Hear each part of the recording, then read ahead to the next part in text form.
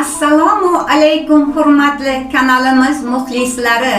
Men jurnalist Jamila Haydarova. Bugun ham kanallarimiz orqali siz azizlarim bilan sog' va salomat holda diydor ko'rishib turganimdan mamnunman.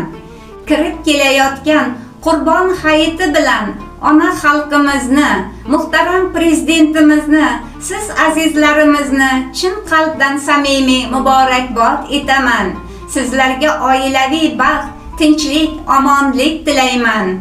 Azizlar, xonadoningizda ulashayotgan hayitliklaringiz, ota-onangiz, farzandlaringiz qalbini shodlikka to'ldirsin.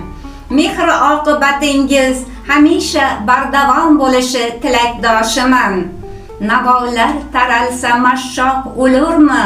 Umr berilar ekan umri borlarga. Umidni yo'qotib otib bo'lurmi? Dunyo to'lib tursa omon yorlariga. Dunyo to'lib turgan omon yorlarga makon, to'ylaringiz, yaxshi kunlaringiz ko'p bo'lsin. Tinchlik makon elimizda yana yuzlab Qurbon hayitini shod va xurramlikda qarshilashimizni Allohimni o'zi har birimizga nasibi ro'z aylasin. Qurbon hayiti muborak bo'lsin azizlar.